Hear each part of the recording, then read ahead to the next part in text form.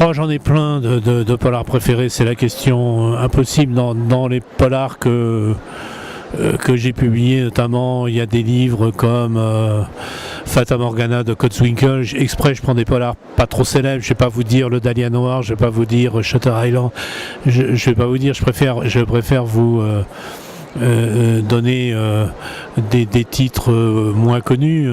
Je pense que Traverser vent debout de Jim Nisbet est un chef-d'œuvre et qu'on est passé à côté. Je pense que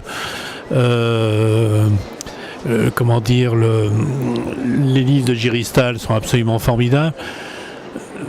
C'est très très difficile. Je dirais simplement que de cœur, j'ai un auteur qui m'a toujours été peut-être le plus cher, c'est David Goodis. Pourquoi ? Parce que c'est a priori ça devrait pas marcher, mais ça marche. C'est l'alliage du romantisme et du roman noir. Du romantisme et du roman noir. C'est-à-dire que chez David Goodis, c'est toujours un personnage, en général petit. C'est pour ça que le choix de Charles Aznavour par Truffaut pour tirer sur le pianiste était parfait.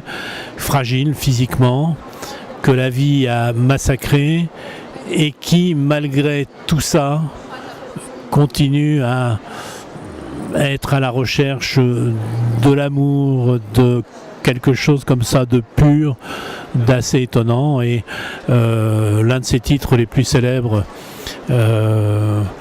par exemple la une dans le caniveau, c'est quoi ? Ce qui est beau c'est dans ce livre, c'est que c'est à peine un roman policier d'ailleurs, c'est que le titre est magnifique. Goodis, en fait, il parle toujours de la lune, c'est-à-dire ce qui est inatteignable, et du caniveau dans lequel on vit. Et une des plus belles scènes du livre, et pour moi ça résume tout Goodis, c'est un jour, à un moment donné, le personnage principal prend une chaise, s'assied face à la rue et parle à la rue.